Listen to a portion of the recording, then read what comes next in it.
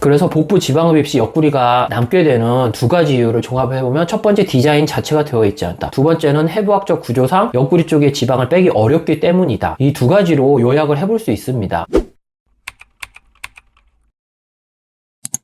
안녕하십니까. G7 클리닉의 조인배 원장입니다. 오늘은 복부 지방 흡입 재수술을 하게 되는 두 번째 이유인 옆구리 남음에 대해서 한번 설명드려 보도록 하겠습니다. 대부분의 여성분들은 복부 지방 흡입을 함에 있어서 보시는 사진처럼 옆구리가 이렇게 잘록하게 들어가면서 골반으로 예쁘게 연결되는 콜라병 몸매를 생각하면서 지방 흡입을 하게 됩니다. 그렇지만은 이분처럼 지방 흡입을 한번 받았음에도 불구하고 저에게 재수술을 받았던 케이스인데요. 옆구리가 여전히 밋밋한 느낌의 모양으로 수술 결과가 나와서 저에게 재수술을 받는 분들이 매우 많습니다. 대부분 여성분들은 복부 지방흡입을 하고 나서 수술 전에는 이렇게 잘록했다가 수술 후에 훨씬 더 잘록해지는 이런 호리병 몸매를 원하고 지방흡입을 하게 됩니다. 마찬가지로 제가 했던 케이스인데, 복부 옆구리 러브핸들 지방흡입을 한 후에 많이 허리 웨이브가 들어가면서 허리가 호리병처럼 얇아진 것을 알 수 있습니다. 마찬가지로 뒷모습에서도 옆구리가 수술 후에 큰 활처럼 휘어지면서 옆구리가 확실히 들어가게 된 것을 알 수 있습니다. 하지만 많은 복부 지방흡입 재수술을 받으러 오시는 분들이 옆구리 쪽에 지방흡입이 제대로 되지 않아서 여전히 옆구리가 두툼한 살집이 만져지거나 민자형 허리를 가지고 스트레스를 받다가 결국 저에게 재수술을 받으러 다시 오시는 분들이 매우 많습니다. 그래서 오늘은 왜 복부 지방흡입에서 옆구리가 남게 되는지, 왜 옆구리 지방흡입이 어려운지에 대해서 한번 설명드리고 여러 케이스들을 보여드리도록 하겠습니다. 먼저 저에게 복부 지방흡입 재수술을 받으러 오신 여러분들의 수술 전 사진을 보여드리도록 하겠습니다. 이분도 복부 지방흡입을 했음에도 불구하고 앞쪽에도 복부에 지방이 좀 남았고 아랫배 쪽에 요철이 있고 음부 쪽에 많은 지방이 남았는데, 오늘의 주제인 옆구리 쪽에 지방이 많이 남아서 여전히 앞모습이 이렇게 밋밋한 느낌 때문에 스트레스를 받았던 분입니다.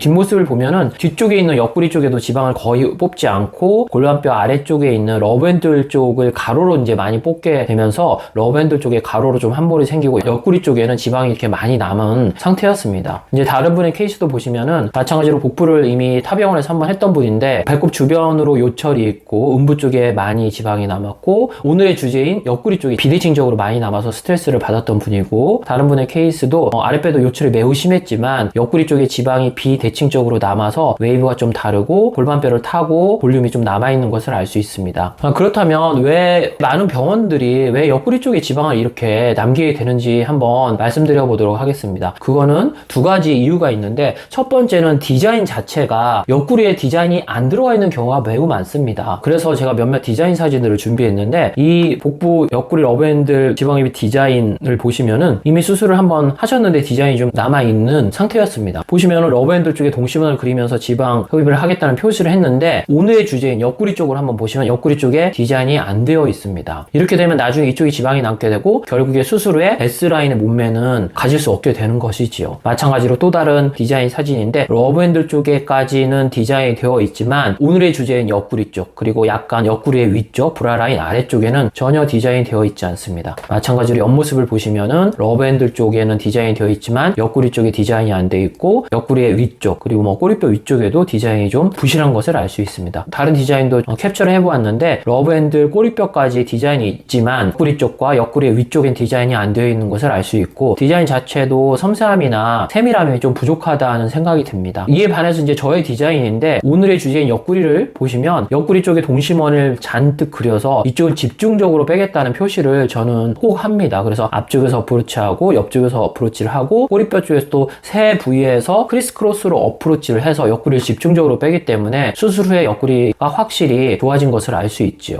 마찬가지로 반대쪽 저의 디자인인데, 반대쪽 옆모습에서도 옆구리 쪽에 동심원이 많이 그려져 있어서 옆구리를 확실히 빼겠다는 표시를 한 것을 알 수 있습니다. 제가 한 다른 디자인인데 마찬가지로 옆구리 쪽에 동심원이 많이 표시되어 있고, 앞모습에서 봤을 때 허리가 제일 잘록하게 들어가야 될 곳에 동심원을 많이 표시해서 이쪽을 집중적으로 수술 시에 뽑겠다는 디자인입니다. 그래서 타병원들에서 옆구리 쪽에 지방을 남기는 첫 번째 이유는 지금 말씀드린 것처럼 디자인 자체가 그쪽이 되어 있지 않기 때문입니다. 그리고 두 번째는 디자인이 되어 있어도 옆구리 쪽이 해부학적 구조상 빼기가 어렵기 때문입니다. 왜냐하면 사진을 보면서 설명을 드리면 옆구리 쪽을 흡입하려면 바로 이곳을 흡입해야 되는데, 있는데, 캐놀라를 어프로치해서 옆구리를 어프로치 하다가 조금 더 깊이 이 각도에서 캐놀라를 어프로치해서 캐놀라가 좀 더 옆구리에서 깊이 들어가게 되면 복강이나 흉곽을 찌를 수 있습니다. 그래서 약간 의료사고의 위험성이 좀 있기 때문에 대부분 병원에 경험이 부족한 의사들은 복부의 앞면을 많이 뽑고 복부의 약간 뒷면, 그러니까 뒷구리만 집중적으로 뽑게 되고 옆구리 쪽은 그런 의료사고의 위험성 때문에 지방을 많이 남기는 경우가 있습니다. 그래서 복부 지방흡입 시 옆구리가 남게 되는 두 가지 이유를 종합해보면, 첫 번째, 디자인 자체가 되어 있지 않다. 두 번째는 해부학적 구조상 옆구리 쪽에 지방을 빼기 어렵기 때문이다. 이 두 가지로 요약을 해볼 수 있습니다. 하지만 제가 하는 디자인을 기본으로 해서 수술방 안에 들어가서 자세를 하고 여러 각도에서 아주 섬세하게 젠틀하게 어프로치를 해서 옆구리를 살살살살 제대로 섬세하게 빼주게 되면 사실은 옆구리 쪽은 큰 위험성 없이 잘 뺄 수 있는 곳입니다. 그래서 재수술로 옆구리를 다시 개선한 케이스를 좀 설명드리면, 이전에 보여드렸던 재수술 케이스인데 수술 후에 복부 안면도 많이 좋아졌지만 오늘의 주제인 옆구리가 많이 수술 전보다 개선된 것을 알 수 있습니다. 마찬가지로 이분도 복부 안면도 많은 스트레스가 있었지만 오늘의 주제인 옆구리 쪽에 비대칭적으로 남아있던 옆구리 살이 많이 개선돼서 앞모습의 실루엣이 많이 바뀐 것을 알 수 있습니다. 이분 같은 경우는 흉터를 보시면은 이미 지방흡입을 한번 하셨죠. 옆구리도 상당히 예쁘고요. 원래 이분은 옆구리가 좀 이쁘셨다고 했었습니다. 그렇지만 이제 제가 옆구리를 좀 만져보니까 옆구리에 이미 예쁘지만 지방이 많이 남아 있었습니다. 그래서 저에게 상담을 왔을 때 옆구리 쪽에 미니 지방흡입만 추가로 좀 잘 해주면은 훨씬 더 허리 라인이 이뻐질 거라고 얘기를 해서 옆구리 러브핸들 미니 지방흡입만 저에게 재수술로 받았던 분인데, 수술 후에 훨씬 더 잘록해진 허리를 갖게 되어서 매우 만족했던 분입니다. 예, 오늘은 복부 지방흡입을 하게 되는 두 번째 이유인 옆구리 지방 남음에 대해서 알아보았습니다. 안전하고 똑똑한 지방흡입 하세요.